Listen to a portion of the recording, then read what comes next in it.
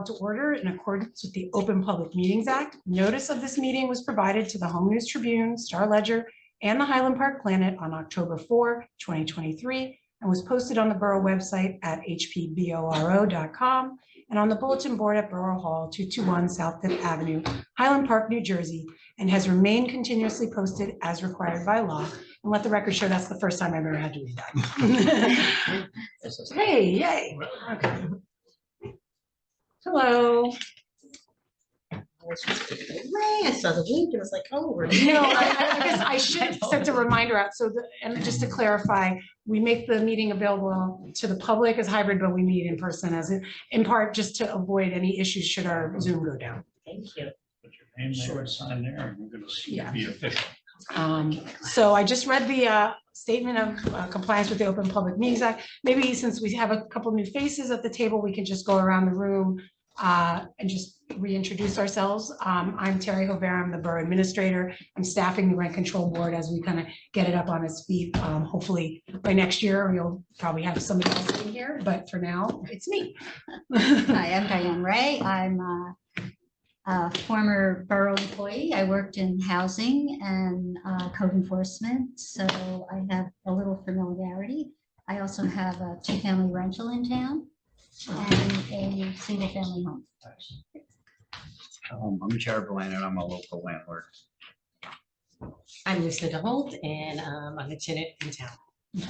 I'm Pauline Devonish and I've lived in this town for quite a while and I've been around with a whole group, the bridge builders, and I help out with anything I can. Welcome, and she was just appointed last night, so she's Nice. she's going to learn on the job. I'm Heather Pierce. I actually go by HP, which gets very confusing now that I live here. Oh, wow, that's fun. And I'm one of the owner occupiers. I'm Ed Schmear, the Borough Attorney. And I'm Jason Stolnick. I'm the new or temporary council liaison for the Rent Control Board. Our usual portfolio is Arts and Rec, but while Stephanie is out on maternity leave, I am here with you all tonight. So happy to be here. So that's where we are. I did everybody, I put out agendas for everyone. I distributed them a day or so ago. So I'm just gonna, until we have our put one out for everybody. Here, Okay, it's okay. There's one right here. Oh, Here, Tara. You have a spare? It says file copy on it. So one of the things we discussed at the last meeting was at some point we're going to have to establish a chairperson and a vice chairperson for the board. So Diane, I think you and I talked about that a little bit. I don't know if you want to. Yeah, I feel since we're not complete yet, we still have a vacancy. We should wait until we're complete before we select a chair. Because, you know, someone may come into that spot who's who would be the perfect chair. We don't know. So let's just hold off until we. Is there any issue with that, Ed? No, from your no, perspective? that's fine. That's fair. yeah, I guess it is, but I don't see why we can't just move ahead because I don't know how long we're gonna, like, is there gonna be, how long is it gonna take to appoint someone? Are we gonna be like, oh, next month, and then, I don't handle the appointments. I do believe we got at least one application for the tenant position. I Right. don't know if it's just been a scheduling issue. I know the mayor likes to meet with everybody before Right. appointments. Yeah. So that, I don't know, or if it was a no-go, I have no Okay. idea. So Okay. I don't think it's forever. So I defer, this is not, I don't feel strongly one way or the other about it. So I kind of let you guys, would suggest you guys just decide. and so in on the what- absence of a chair, then who's running the meeting? 'Cause Yeah, it'd we be do, we great need to have somebody someone running the facilitating. Right. Terry. Not, I can take a more assertive role in that if that would help keep things going, or again, you know, Ed, I don't know if you have any other suggestions, but you No, know. either way is fine. Yeah. I mean, I'm also happy to keep stack. I run a lot of meetings. I chair a lot of meetings. Mhm. I'm happy to facilitate to make sure that everybody's getting a chance to speak and that we're continually moving down stack. No? Mhm. Okay. what was the last? I'm not sure. You have to ask them. I'd rather wait. Can we wait? Yeah, Okay. you I don't run have the a meeting, strong is that what's opinion. I gonna suppose happen? you could vote on I it. just want to make sure. Yeah. It's not just, I mean, hope it all works Well, then out. we need to take a nomination and. Yeah. Can we move on? Is that an option also? I mean, I would strongly prefer that we have, just like Lucinda, that we have somebody to at least facilitate temporarily until we decide on a permanent You chair. could designate an acting chair tonight, Yeah.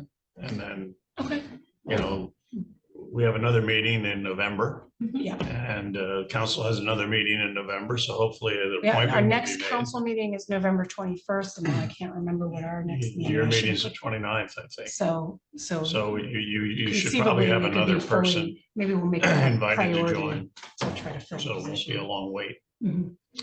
But if somebody'd like to be the I mean, Terry's been doing that for you, but if somebody'd like to be the acting chair tonight, then that's perfectly fine. I mean, I volunteered, but that was a no, so maybe Lucinda. No, I think we should just vote on it. I nominate HB acting chair. Do I have to do one of these? I'm used to council meetings, which seems Can we overly just formal. do a show of hands or something? Sure. to- Ed, if they want to take a vote on nomination of HP for the position of chair.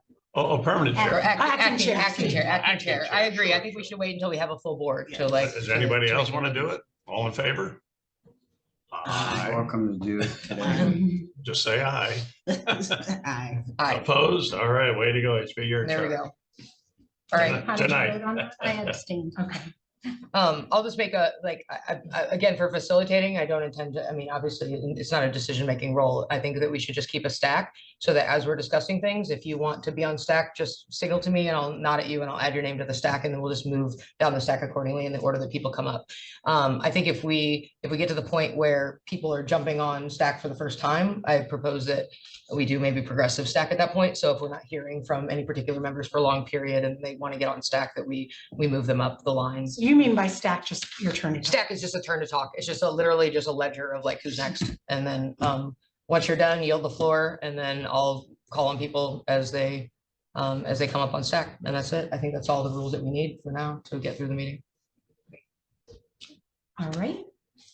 The agenda is yours to walk us through. All right.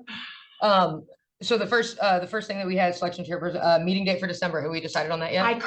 I was really struggling between Ed's schedule, some of your schedules, my own schedule, because it is holiday time. Mhm. And I do take off that week between Christmas and the New Year holiday. And some of you may also, I know Rutgers has off sometimes.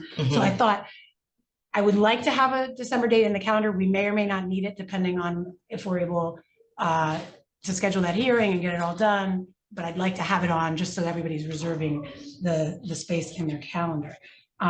So I didn't know if, I didn't want to start going, how about the week before? How about the week after? You know, I just thought maybe we could just talk for 5 minutes to just rule some things in or out. So with that, let me just go to December. No, maybe December, okay. I'll just do it this way. I should have come more prepared now that I'm thinking about it.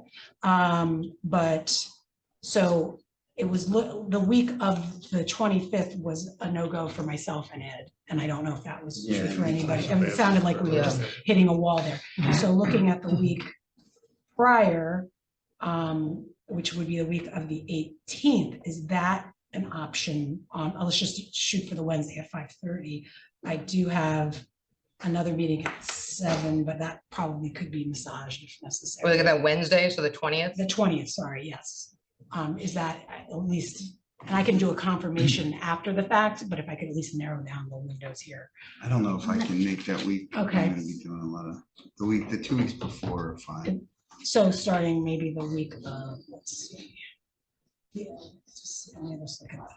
The 13th, from my perspective, looks pretty good. Lucinda and I have a regular meeting that night. Oh, The second Wednesday. yeah, okay. This is why we liked that fourth Wednesday.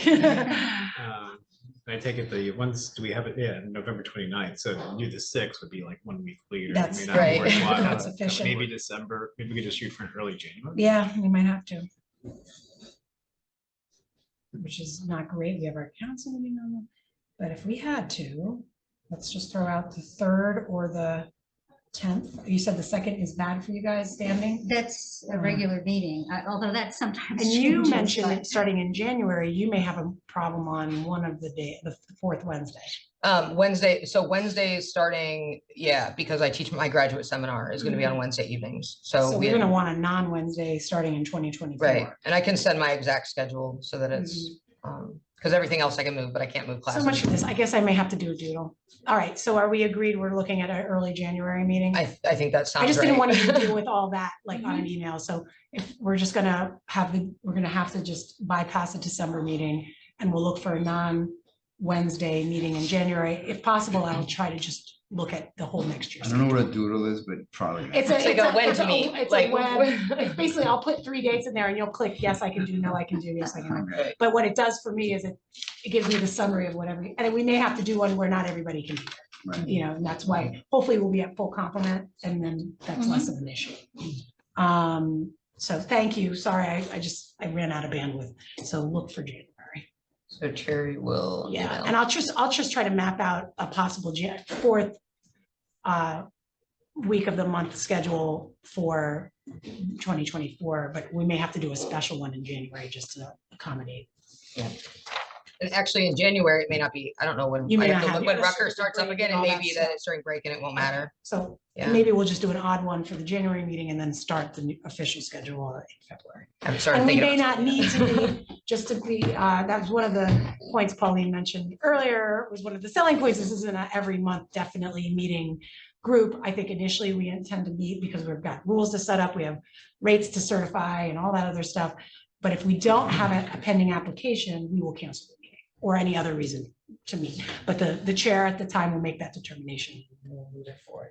But I don't think we meet just to meet. All right, I'll get back to you and we'll do it on email. All right, so Terry's gonna send us an email about a January meeting, skipping the December meeting. Let's move on to then the 2024 rent increase calculation. That document, do we have a hard copy of that to go around for the? Yeah, might be a copy. Here, just take one and pass it. Actually, find me one in case later. They're crisscross. So I included the cover memo that I distributed as well as the CPI sheets for the regions that were identified in the ordinance, which is basically the backup for it. I also, in the email, sent you the ordinance with a referral to the pertinent sections, but I didn't print that out.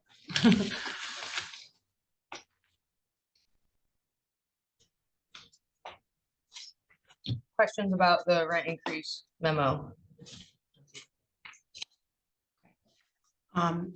It's pretty straightforward. Hopefully you can kind of, and so basically what's being proposed, just for those at home and for the record, is a 3.8% increase for leases between January 1, 2024 through the end of the year.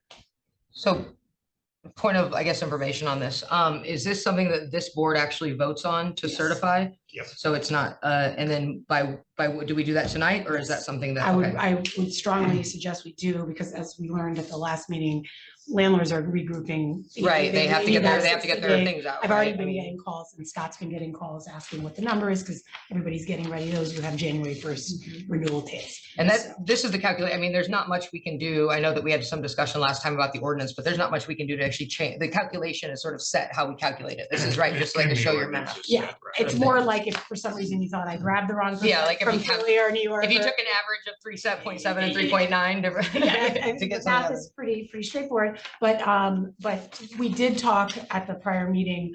I think we should live with it for now, but that, certainly if we wanted as a project for 2024, if a recommendation of the board was to look at a different way to establish that, that would have to be a recommendation of the board that would have to go to the governing body for a vote. And it's a little late now to do that for Yes. 24, I would Certainly. say. So then we need to vote on this as a roll call vote or I will defer to. Yeah, we should do a roll Yeah. call. roll call vote? All right. So see Diane, Yes. Jared, Yes. Lucinda, Yes. Pauline, Yes. I'll vote yes. Jason, you don't get a vote. And you don't Yeah, vote. I You're know. just So amazing. I'm just like, what It's was the logic people, split not the between New York alternates and are Philly not metro areas? I Yes. thought Right, they were but- in the New York metro. That We have their is, backup that is the votes. one that carries over from the prior ordinance, and this group discussed this quite a bit at the last meeting. As could we look at a different number, a different, more precise region? And the suggestion was, given the timing, we really do need to get this rate established for next year, but certainly an amendment to that could be considered by the council at a future date. Yeah, I think it's something we probably want to come back to discuss later in the year for Certainly 25. well before October, you know what I mean? So that way we have plenty of time to debate it and figure it out, and then council to make an amendment such as that, it's to an introduction and a public hearing and vote. So it's not like something you could do here and then at the next council meeting, it's done.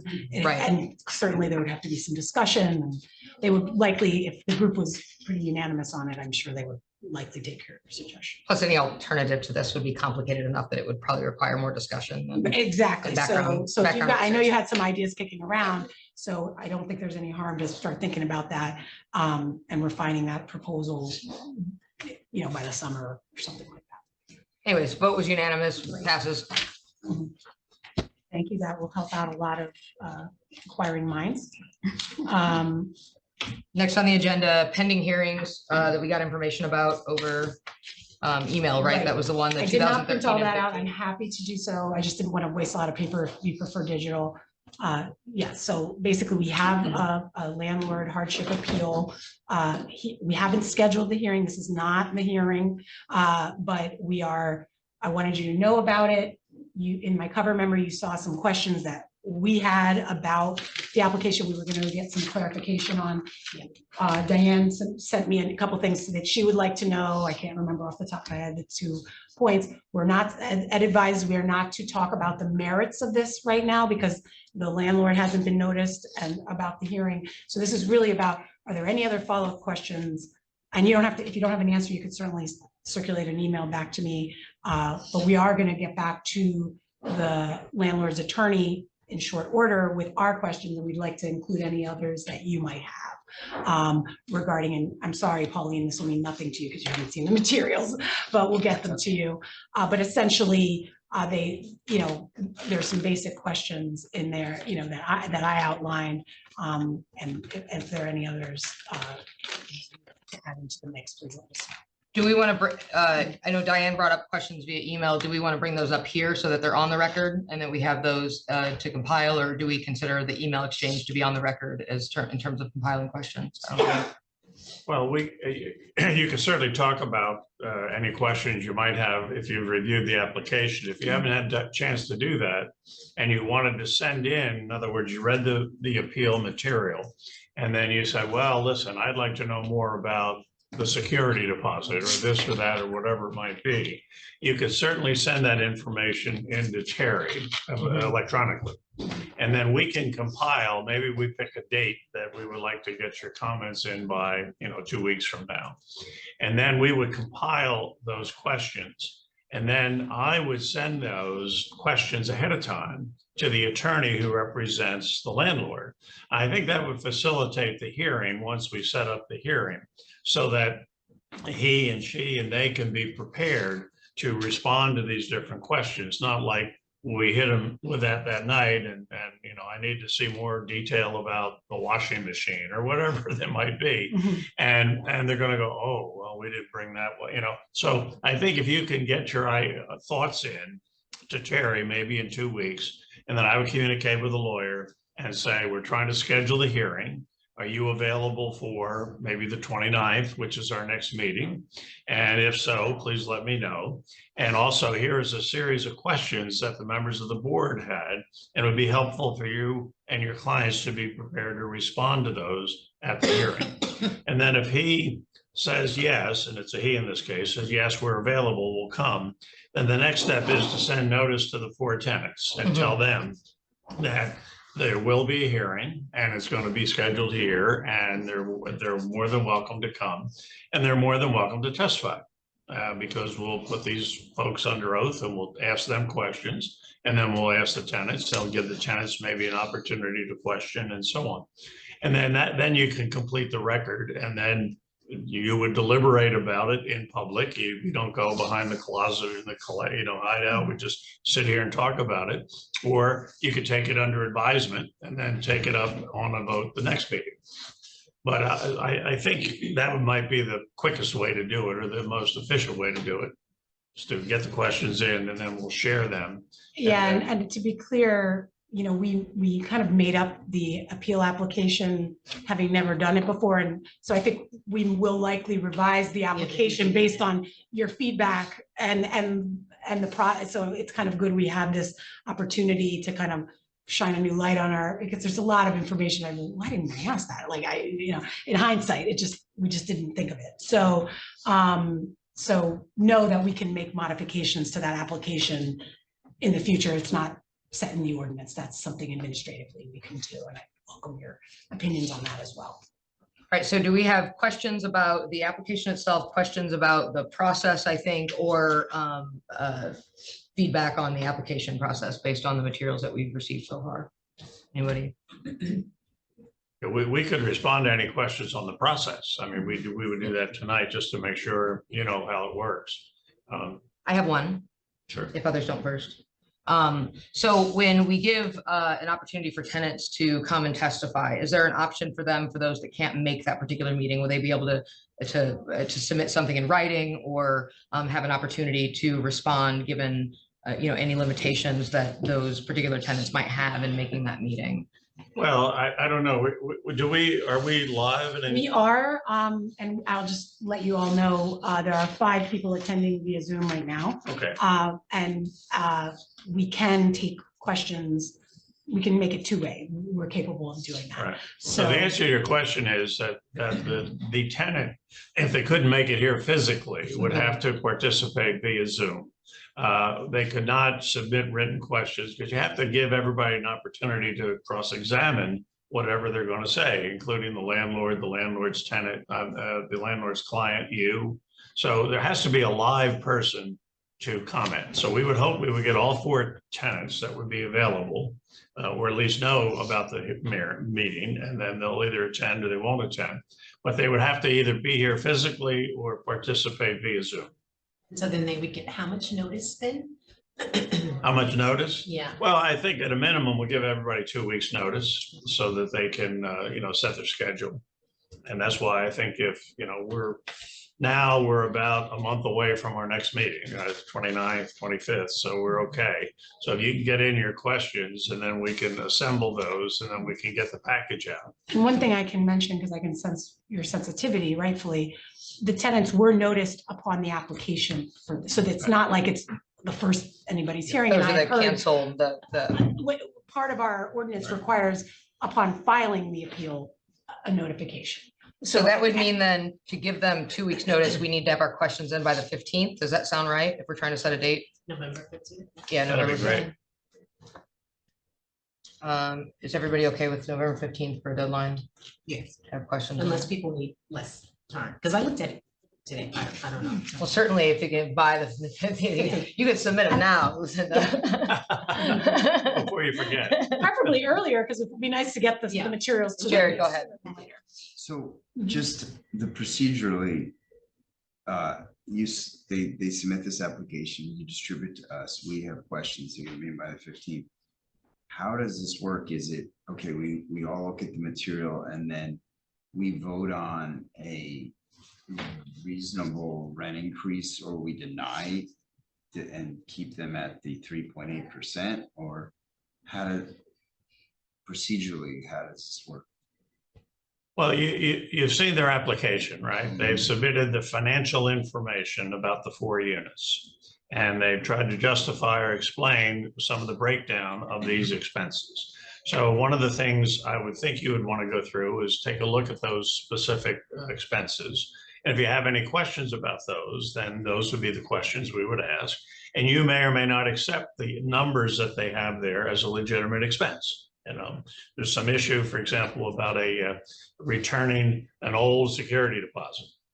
Not one of their people. I think it was somebody else that didn't, get the security deposit back. So they took the responsibility to do that. Will you treat that as a legitimate expense for the year that they had to do that, maybe understanding that normally security deposits are not expenses because it's money in and money It's a out. tenant's money. Right, so you could debate that. You would say, But on a more bigger picture, can we all have expenses and income or expenses regardless of what we spend? How do we determine that, okay, they spend 150, let's say hypothetically, they spend $150,000 to renovate these apartments or whatever. I'm not using the specifics of the application. Once we have the information, we agree that the expenses were appropriate or not. How do you then come to a conclusion if their rent increase is justified, reasonable, and acceptable versus saying, no, you have to raise the rents 3.5% like everybody else? I'm putting myself on stack, but you can answer him first. Others. Do you know what I mean?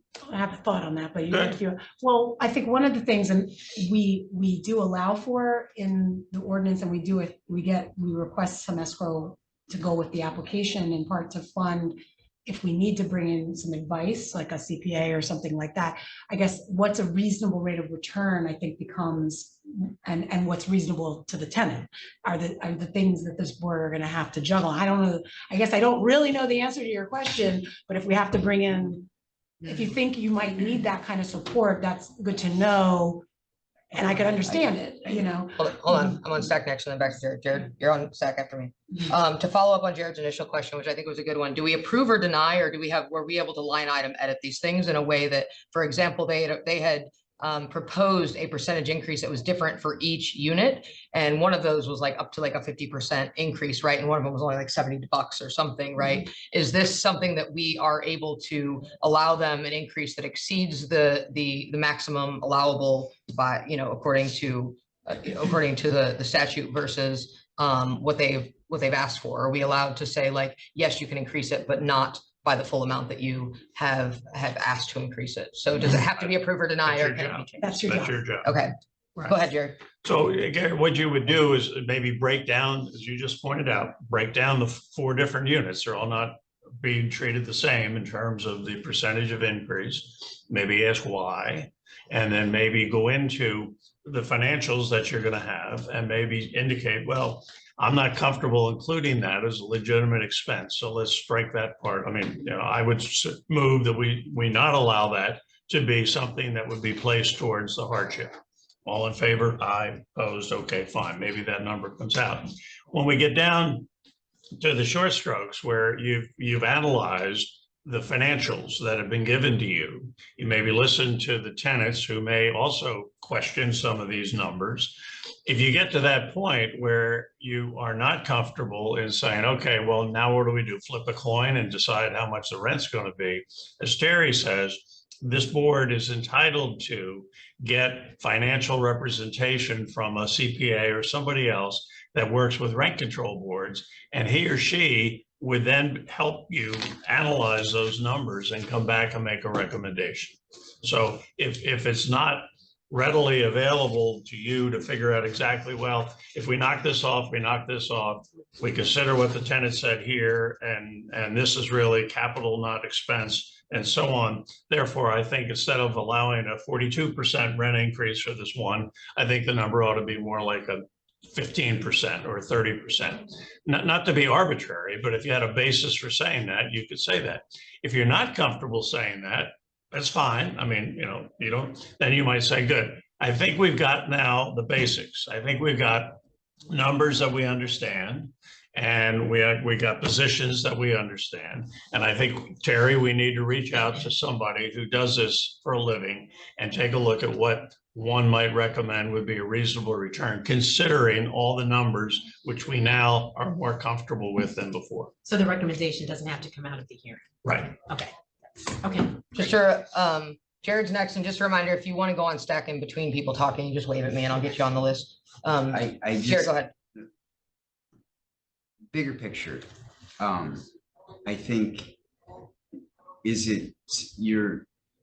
you can say, this is you're gonna decide what the return is, fine, and if it's 4%, 5%, 10%, whatever, hypothetically, whatever it is, I think bigger picture and maybe on the record, as a landlord, landlords go through cycles, okay, with buildings. We've gone through the last, I have open kimono, 22% between mid-teens and high teens expense growth, not just construction costs, utility costs, tax increases.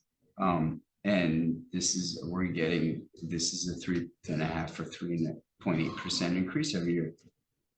My returns on my rented units going forward, it's going to be losses. So, and I'm not complaining about those because hopefully on my vacant units, I can get an adjustment. I'm just thinking out loud. I don't know any other towns that do an appeals process with something like this, and maybe they're out there, but I've never heard of it. And if you go and approve this particular case and we say, okay, we've brought in, auditors and we've looked at your financials, and yes, you're justifying that you can have a 8.5% IRR return on your investment.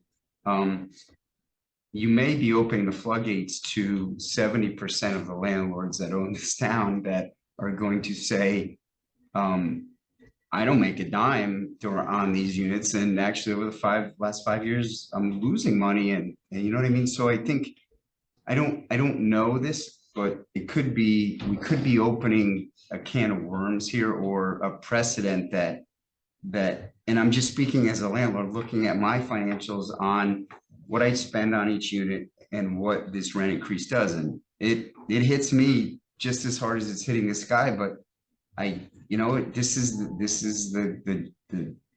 the job I have, you know what I mean? So it's every, people go out of business every year because they, and we're about to be in a huge wave of real estate, a cycle downturn. And so I don't know if just even as a landlord looking at, and this guy coming and saying, I spent all this money, so I should justify that return. I could do that on every unit.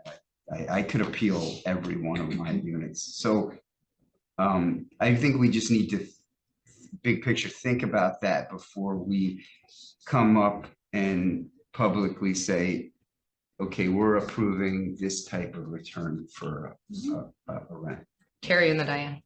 I think that's a really good point, and I think that made me think hard about what you suggested, Ed, which was that let's have the hearing, let's look at the numbers, and it's very possible you may all land right, just be like, yeah, but we can't see making these, at least, you may find that you can make a decision based on once you've had a chance to really go through it. And also, I think the other side of the coin that you just raised is also what's fair to the tenant. Like, even if all those numbers are true and you got to think about both sides of the coin, and be it as it may, is it reasonable to raise the rents even 10%, and that's something you have to grapple with.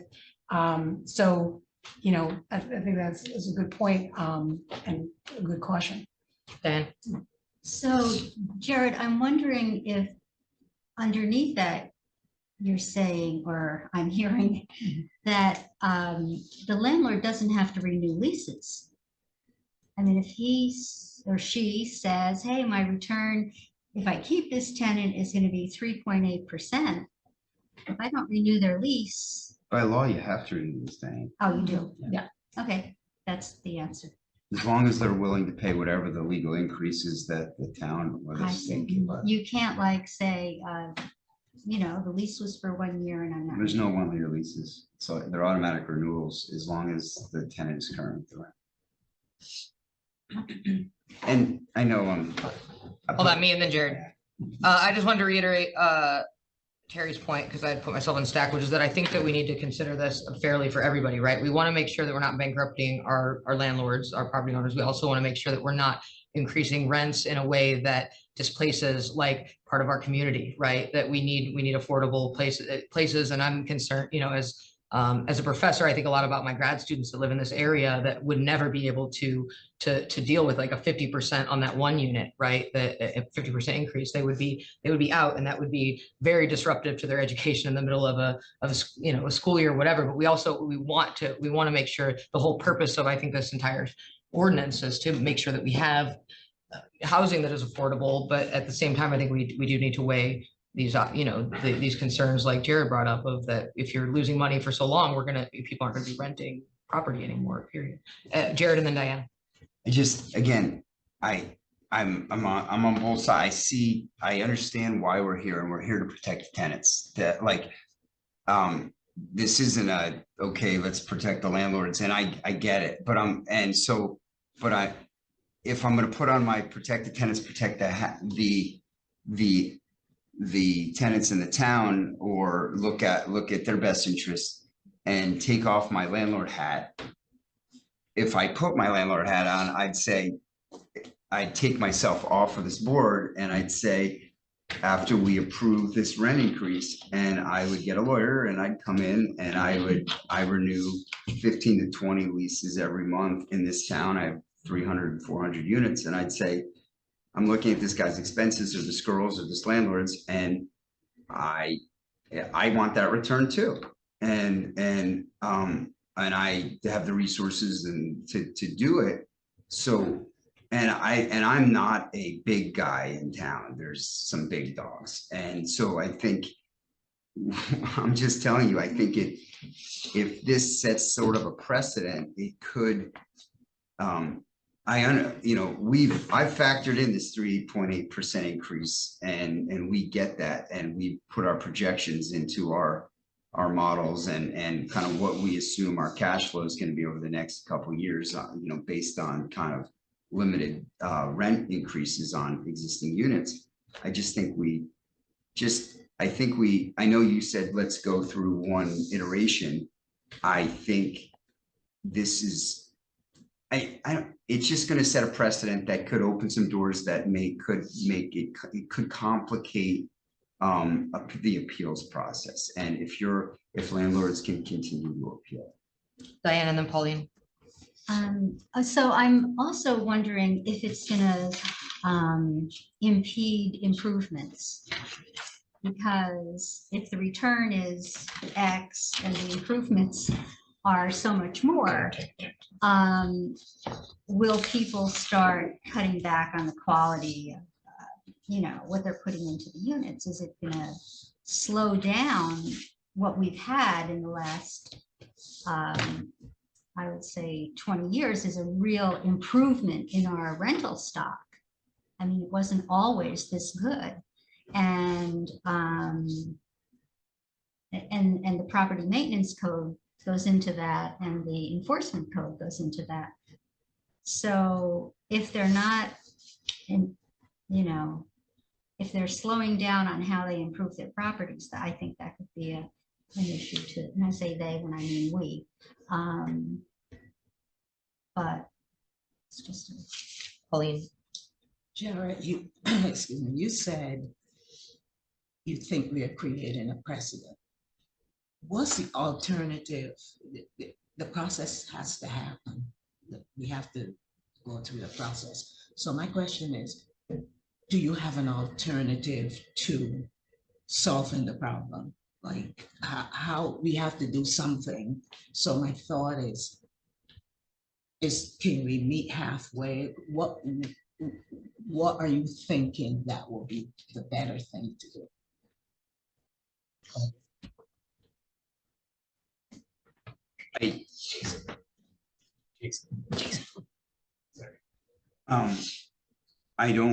There isn't a better thing. And what I mean by that is, if you want to, on a rent control, if you want to renew, that's not true.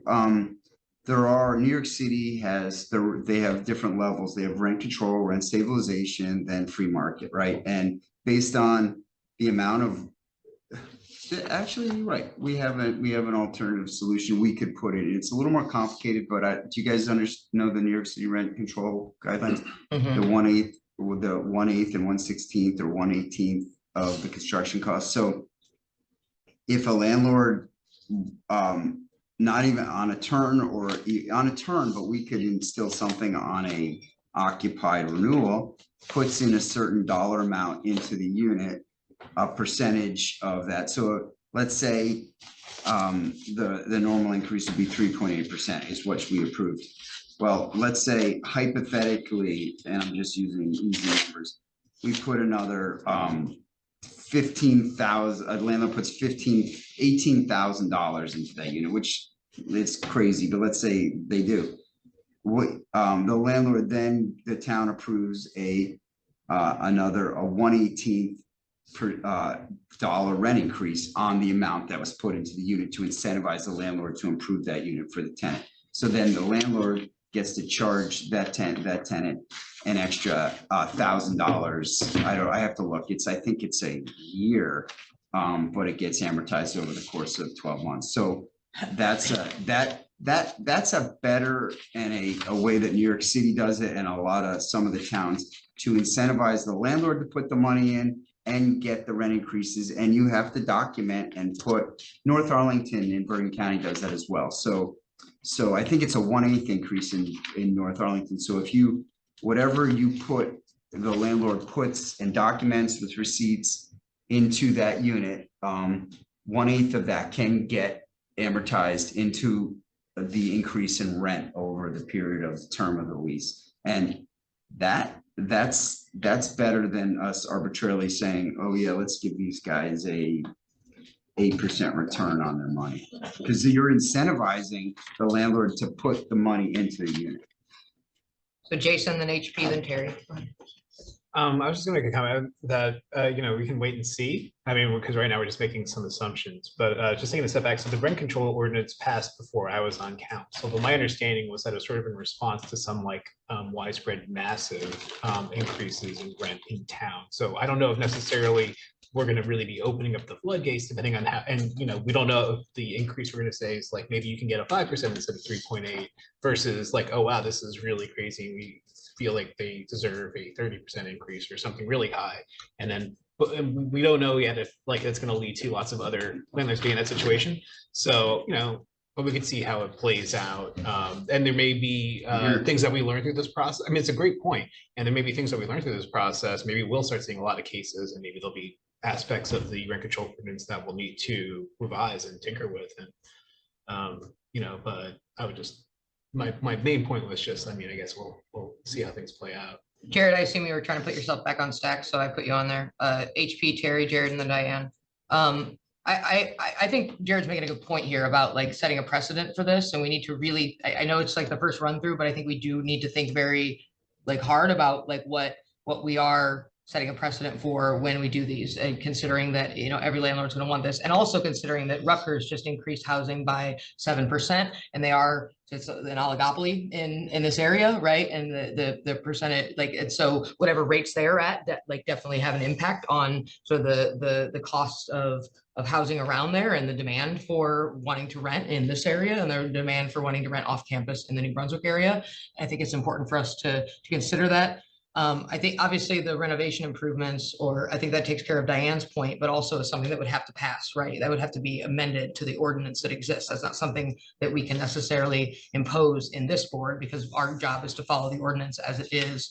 But certainly, I think, making maybe recommendations to have this changed in the future.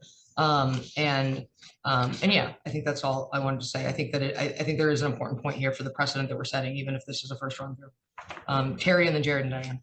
2 thoughts. One is, there is this capital improvement surcharge provision in the existing ordinance, which having heard what you just described, I think is our version of trying to figure out a way to not disincentivize a landlord who's really making an earnest capital improvements to upgrade their thing. I don't know if it's adequate. I'm not representing that, but that's my understanding. So that is in the ordinance, and maybe we should look at that. My understanding of I know what we meant in the application, whether or not we achieved it, I think there's room for improvement, was that we're looking at operations. And so to the extent that there are any capital costs in there, I think that's a legitimate thing to think about. Does that belong here or not? And then what we're my understanding, we're trying to evaluate if this just year-to-year structure for this particular property is untenable because of the cash flow and the routine expenses. And of course, Jared, I know there, you have to also be ready for the unexpected repairs and things that happen in a given year that aren't necessarily capital improvements. But that's part of being a landlord, is having a plan for that. So I think when we look at these numbers, keep that in mind that, in my opinion, we should be pulling out capital improvements from kind of operations as we look at this request, because I think capital should be maybe through this other provision in our ordinance, which admittedly I'm not particularly versed in. Jared and then Diane. Yeah, really quick, HP, when I saw the 3 point, I almost thought, be careful what you wish for when you want to go to the micro, like, because I know that New Brunswick CPI is higher because of college and everything. So I think if the goal is to keep it as low as is kind of low, I don't know if you want to go to the localized level. I think you'll find that. Oh, for calculating it in the future? Yeah. I think you might be right.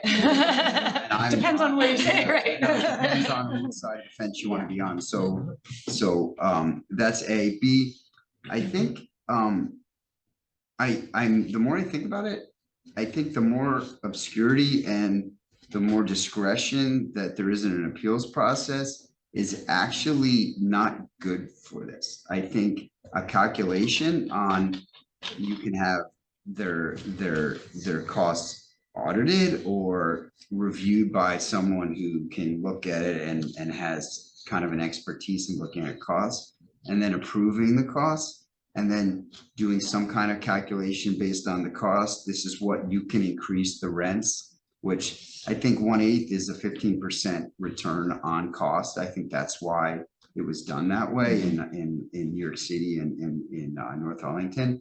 And then it takes the ambiguity, it takes any of the appeal out of it. It's simply, you put money that's approved into it, and you were approving a 15% increase in rent or in the capital that can be amortized over the course of the lease, then nobody can argue with you about it, right? And then there's no going back and forth and saying, well, you get 3%. This is the number that landlords should be getting or shouldn't be getting.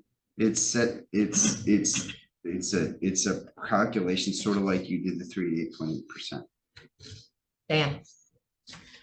Yeah, I just wanted to respond to what Jason said, because have we received complaints since our last meeting? I think that was my question last time. I did not have a chance to go back to, I realized that when I was doing the minutes, and I said I was supposed to do that. So I'll have to give you a report Okay. next time. I did discuss tracking. I just didn't loop back around no to problem. everybody to see. I do know, just because Scott and I discussed the calculation, Scott's our code enforcement director. The landlords have been calling, asking for the number. That's been the most busy Sure, we've been. because leases are. At least it's all right, exactly. And Jared kind of impressed upon us at the last meeting that the timing's important. So I'm next on stack. To come back to what Jared just suggested about like I tend to agree too, like the ambiguity or the flexibility in the appeals process. And this doesn't have to be codified. This can also just be how we do this in practice, right? The precedent that we set.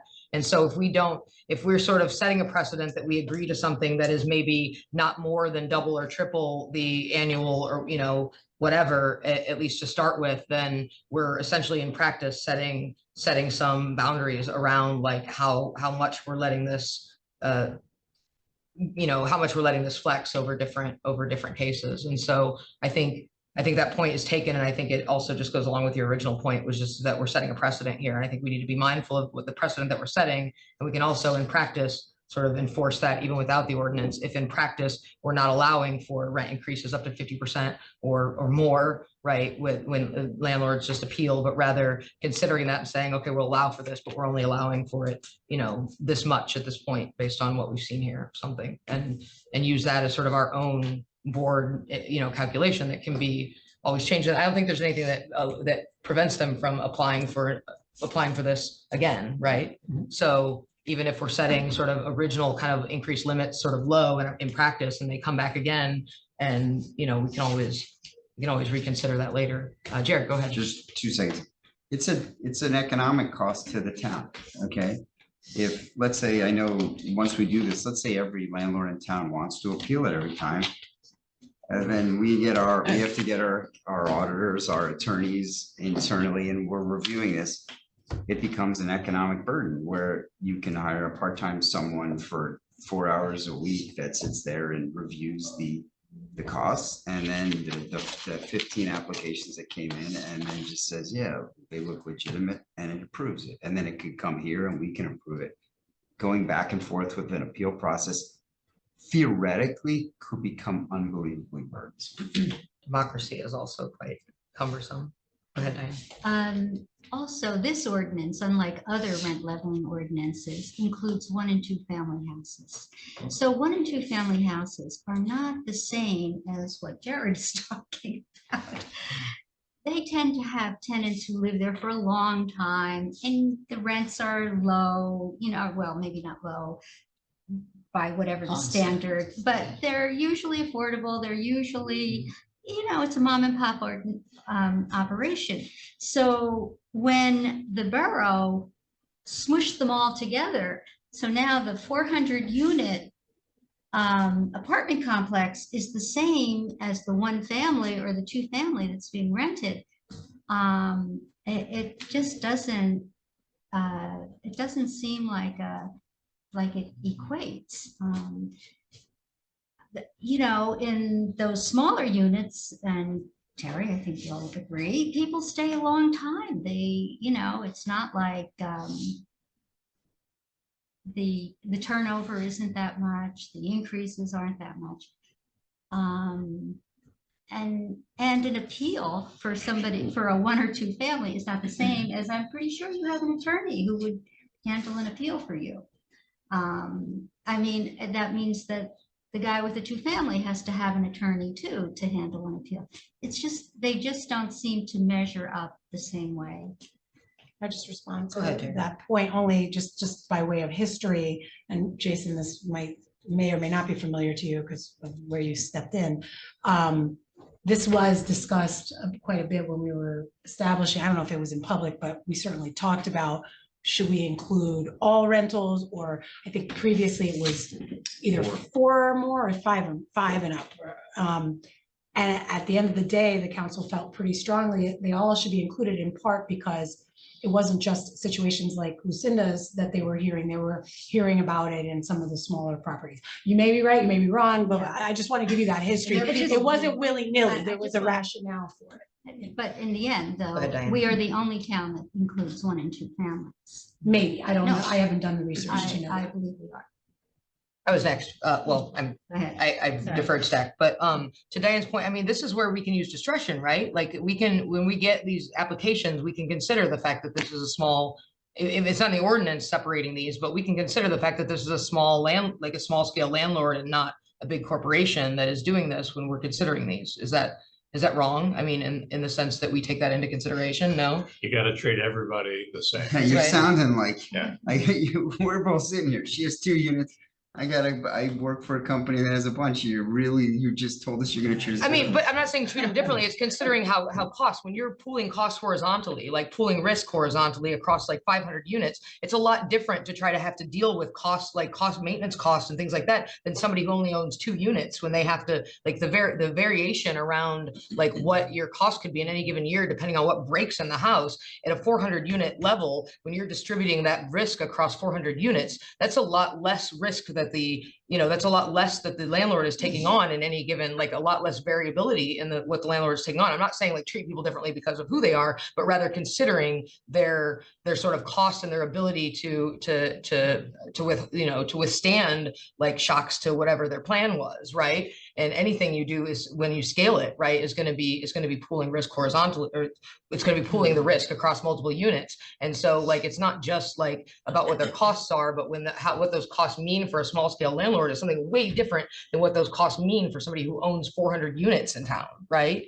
So I don't know. That would be my argument. But if you're saying, we'll defer to the lawyer on this, and the lawyer's saying, As long as you're consistent, in other words, right, I think Well, first of all, you're gonna have to get up and running and see how many applications and appeals you get. Well, Jared's about to submit like how many? I mean, I don't think, you're not gonna get flooded with them, I don't believe. And I think most of them are gonna be under the capital improvement surcharge. In other words, it's gonna be somebody coming in to say, I made certain improvements this year, or I plan to make these improvements next year, and I need to amortize that cost so I can afford to do that. So I'll take your 3.8%, but here are my numbers for the stuff that I want to do and improve the heating systems, the lighting, whatever it might be.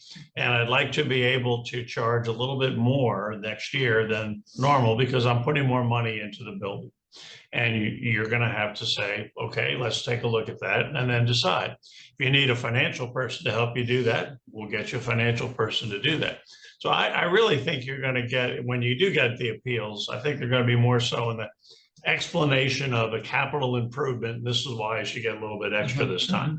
I think maybe some of the mom and the pops or the 4 units like we got to deal with the first time around are filing for quote unquote hardship. And I don't honestly think you're going to see a ton of hardship appeals. I think you're going to see more of the business like, this is what I've done, and this is why I think I should get a better return than 3.8. And then you would decide, okay, we'll give you 3.8. And on top of that, taking into consideration how we have to be fair to you, Mr. Landlord, and you, Madam Tenant, this is what we're going to come up with. And therefore, we think, I don't know, a 7.9% is something you should be able to live with, or whatever the number might be. And then if they think that you're wacko on that, you don't have any basis for doing that, well, we'll go to court and we'll have some judge decide whether or not what you did is reasonable and fair, and then we'll be guided by it. But I think you just got to get you got to get a year under your belt and to just see what comes in, what the issues are. And if you see a trend line, you're going to recommend to Jason and his colleagues up on the council, these are the things that need to be changed. Maybe we don't get down to 1, 2, 3, 4 unit. Maybe we go back to the old 4 because it's impossible handling the little guys because they're getting killed, and or maybe this, maybe that. And Jason and his colleagues will listen to you. I mean, they did the first time, they did the ordinance, and if there's something better that can be done based on your experience, I think that knowing the council, they would do that. I'm next on stack, but does anybody else want to go first? So just in response to that, I think, so I guess to restate my question before we started talking about fairness, so we're treating, fairly, I would argue that to treat landlords fairly, we have to consider sort of their scope, their scale as well, because like, I mean, just to reiterate that point, if you own 2 units, again, like any, everything, you can't spread these sort of costs around 400 units. And so I think in doing that, I'm not suggesting we treat people differently because of how they are, but I think if we're talking about what is fairness, fairness is not treating everybody exactly the same, right? That's not, that's fairness is not equality in like the strictest sense. This comes back to like being an educator in pedagogy. Fairness is making sure you're making the playing field level by giving people what they need based on who they are and what they have and what they need, and all, like making sure that we're taking that into consideration. So I'm not saying that we don't allow it in cases of small landlords versus large landlords, but I think we have to consider that when we're looking at small landlords, that they don't have the option of sort of spreading those costs out across some large scale business. That's much different than somebody who owns 2 units, and I think that we should be allowed to consider that without being discriminatory, or able to consider that without being discriminatory.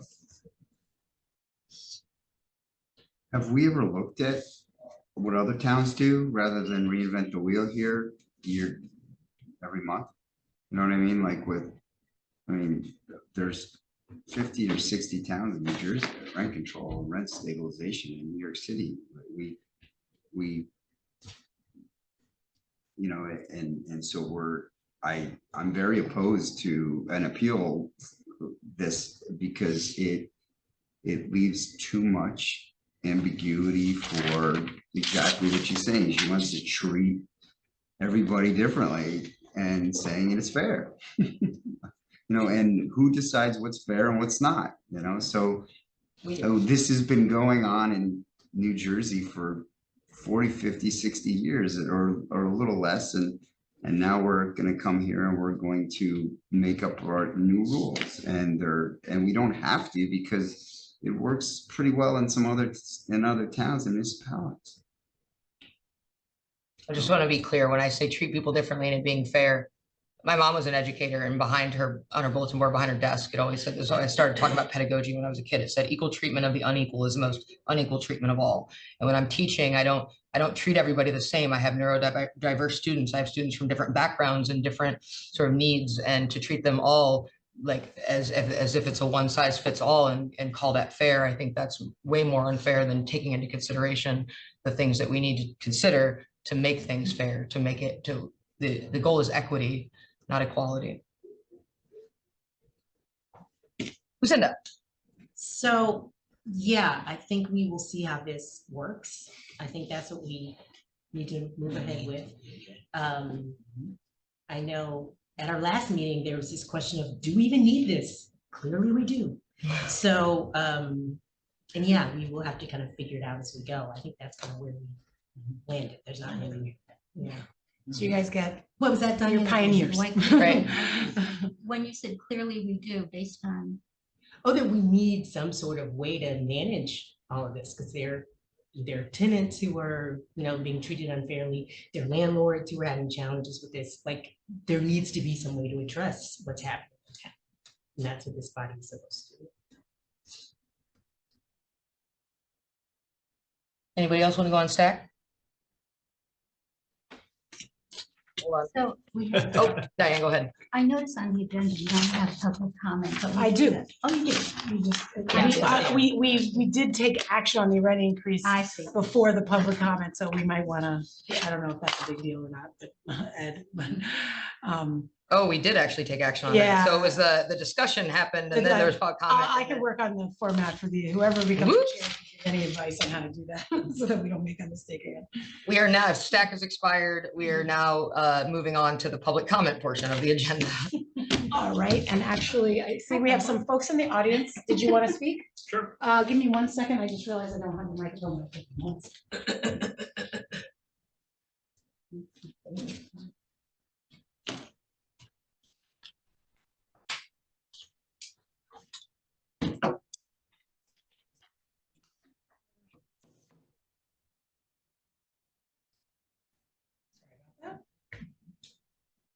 Testing. If you don't mind, because I don't have a camera operator, if you could maybe, let me see where I come in. If you could stand maybe over here and Sure. address the group, thanks. Thank you. Sure. Hello, my name is Doug. I am a Highland Park resident and tenant, and I've lived here since July of 2022. Also, I'm a Rutgers grad student, so I appreciate your thoughts on equity and how we should treat this problem, because I agree with you that the increase in rents here has been pretty burdensome for myself. But I won't speak to that beyond that small comment. So to your point, Jared, I believe you mentioned New York City. I'd just like to point out that we can't really consider New York City as, a great model to emulate. Everybody in this room probably knows somebody that's lived in New York City within the past year and seen 20 to 30% rent increase, which is pretty unconscionable and very burdensome for people. And to your point about displacement, I think that's going to definitely displace people. And it has displaced people. I know people that have had to move to Jersey City and beyond to account for those types of rent increases. So I'd just like to make that point, and I'd like to ask this group about the history of this ordinance, and I'm curious about complaints and whether there's a statute of limitations on complaints, whether there's a time period that tenants are expected to kind of look at their rent increase, if they're allowed to go historically, because a lot of tenants were not aware that this ordinance was passed, and look beyond. What frame of reference in terms of time are we looking at? Defer to our attorney and You our mean, council when did member, the right? ordinance pass? Is that what you're saying? When did it pass? Well, I knew it passed in December of 2022, but I Yeah. guess the question is like, was there an ordinance before that? If not, then what's the timeline we're talking about in terms of submitting a complaint? Sure, I'll be happy to respond. But Doug, maybe could you give us your last name for the Sure, yeah, record? it's So that Leung, you- it's spelled Leung. Did you get that? Yep. All right, great. So yes, the borough has had on the books a rent control ordinance for a number of years. It was not being enforced. Okay. Okay, so a number of people from the council were approached and the complaints came in about the increase in rents. And the leadership decided that they wanted to take a look at the old ordinance. Many of the ideas set forth in the new ordinance come forward from the old ordinance because we had a little task force that worked on it, construction, the code enforcement, Terry, me, and we took a look at what we had and we decided what we should or shouldn't keep. And then changes were made to the ordinance to make sure that it worked. And the most significant change, Diane pointed out, was to drop it down and pick up everybody because we were getting complaints from smaller landlords and smaller tenants rather about landlords. So the idea was to drop it down and to try to pick that up. We've tried to broadcast since the end of 2022 when it was adopted to as many people as we can that we have a rent control ordinance. It's on the website. I believe we've tried to get the word out. I think mailings have gone out certainly to landlords to inform them that we have the rent control. And we're hoping that it goes by word of mouth, that tenants like you and others will learn that we have it. There's no statute of limitations. If you get a renewal of a lease and you take a look at it and you do the math, and the increase is more than 3.8%, and nobody came here to get a bigger increase, you can pick up the phone, you can call down here to Terry, and you could say, I think I have an illegal adjustment on my rent. And then we would look into it administratively. You don't have to have a hearing, you don't have an appeal. We would just say, fine, tell us where you are, where you're renting, and we'll get in touch with the landlord and we'll get it straightened out.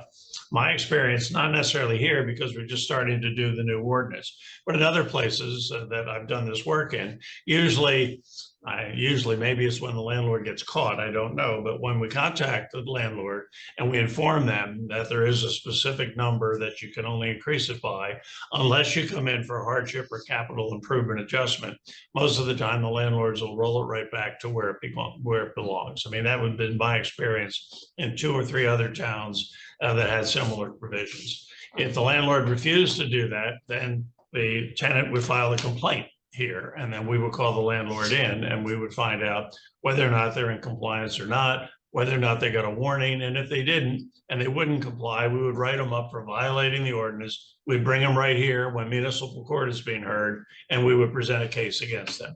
And that's how it works. But there's no statute of limitations. Understood. That was a good rundown. I'd like to ask a follow-up question. And this is with regards to my specific tenant complex or apartment complex, as well as those of my neighbors. They're all owned by one landlord. And the question is regarding the previous ordinance, because you mentioned that there was something before that wasn't being enforced. And this occurred just before the 2022 ordinance was passed. Basically, the landlord decided they wanted to basically make the tenants pay for something that they were previously paying for. So water and sewer, for example, is one of the things. They started charging water and sewer to all the tenants of this multifamily complex, which has over 200 units. And we feel that the water and sewer has been kind of non-transparent. We understand that the town bills them every quarter, and they have contracted out the water and sewer bills to another company called Conservice. And the process by which they calculate how much each unit is charged has been non-transparent. We are being charged, some weeks some months we're being charged $20, some months we're being charged $40. And we've gone to the municipal water and sewer about this issue. They said they would follow up on this and have not gotten back to us about it yet. So I'm just curious, because to us, this feels like a rent increase kind of proxy. And we feel that the landlord kind of knew that this was coming and decided to put this on us just because of this. And that this occurred before the new ordinance came in? Several months before, yes. Yeah. Well, the new ordinance basically rescinded the old ordinance. In other words, it lifted the old ordinance out of the books and put in the new ordinance. So you really don't have any standing now to go backwards because there's no basis for it. Okay. You can still inquire about it and try to get your facts together and have that discussion with your landlord, but it shouldn't happen now going forward. It should not, shouldn't be happening now. But you don't have the old ordinance to rely upon any longer. It's been rescinded. Okay. Will you take a question, Doug? Sure. Yeah. Go ahead, Doug. So if you're in a large complex, does everyone have their own water meter? No. And we've spoken to the landlord and they said that installing submeters is illegal and it's something they cannot do, which we're taking issue with. So What do you mean illegal? They can, he's prorating, submetering your building, he's prorating you on the square footage of your, it's legal in New Jersey, it's legal in Highland Park. You can actually ask your landlord to provide you documentation on the calculation every month. And they said that to take it up with the subcontractor Conservice. When we talked to them, they said that there was some kind of formula, but they wouldn't give it to us. I don't know. I love the black box formulas. Just some formula. Sure. And we don't know if we're paying for, them sprinkling the lawn or repaying for the laundry machines. It's very unclear and we're very concerned about it. Terry, you had a question. I was in a Doug, will you take question. I another was question? just gonna Sure. suggest you follow up with me after the meeting. Yeah. You know, I feel like I know which complex, somebody might have reached out to me, maybe not you. Okay. Yeah. This is sounding loosely familiar. So, Understood. I also am responsible for water and sewer, so Excellent. fun for me. Oh, perfect. But I don't know that I have a solution, but I'd like to understand. Okay. Sounds good. Follow up with Terry. Any other comments? Thank you, Doug. Appreciate it. Thank you. Do we have anybody on Zoom? Let me just we still have 4 attendees hanging on. I'd ask if you're interested in speaking, you raise your hand on Zoom now, Your Zoom hand. your Zoom hand. I do see a hand up. Felix, I'm going to, hold on one second. I have to do something over. Usually we have a camera person, but I'm cheap and I can do it. I'm just gonna do one second. I gotta give myself permission to call on people. 1 second.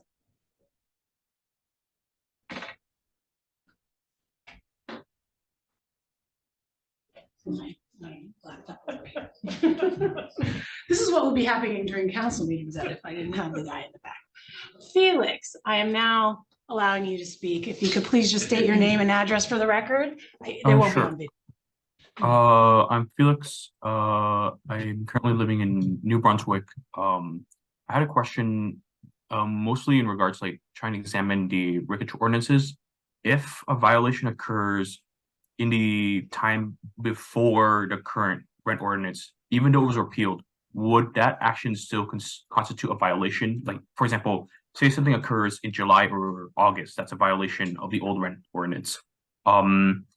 And say a violation continues to now, would it still be possible to argue, for example, that there was a violation because the old law was still present at that time? And then again, once there's a new ordinance, or is that something that can only be done for the new ordinance section time? Well, I can respond, Felix. If what you want to appeal from appears in the old ordinance and the new ordinance, you have no problem. And you could make that appeal at any time. If it was only in the old ordinance and the old ordinance has been repealed, you run the risk when you go to court for some enterprising lawyer to stand up and say, Judge, that's not the law anymore. It may have been the law at the time, but it's not the law here any longer. And therefore, I want to have your complaint dismissed. And I don't know what Judge Herman would do with that.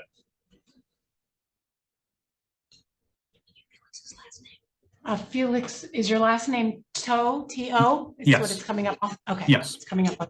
Thank you for answering. He's a resident of New Brunswick. Okay. I'm gonna, hold on one sec. I think I see another hand raised. Just give me 1 second.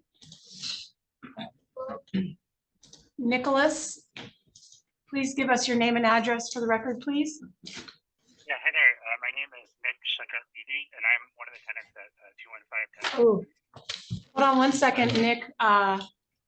We're having a hard time. I'm gonna try to bump up the volume a little on our monitor here. Could you just repeat your name and where you live again? Sure. Can you guys hear me okay now? Better, thank you.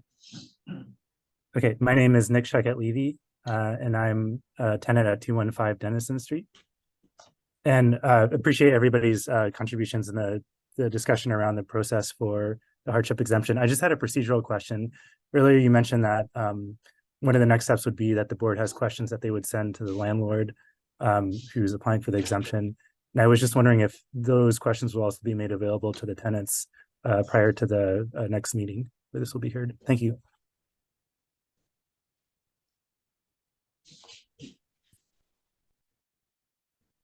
I don't know the answer to that. I mean, the questions that we send in response to the Sure. application, are they public? I don't know if that's, I don't know. the answer. The answer, Nicholas, is yes. When we send out the letter to the attorney who represents your landlord, we can certainly copy all 4 of the tenants so that you know the questions that we have asked them to be prepared to answer.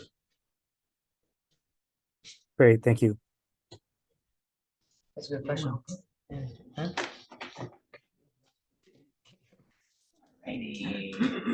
That looks like the end of our public comment online, unless you have anything. Okay. All right, so moving on to action items, we have already certified the 2024 rent increase, so we move that passed unanimously. Approval of minutes from September 27th, 2023 meetings. These were sent out ahead of time by Terry. Motion to approve. Second, all in favor, aye. Aye. Nays, abstentions, ayes have it, minutes pass.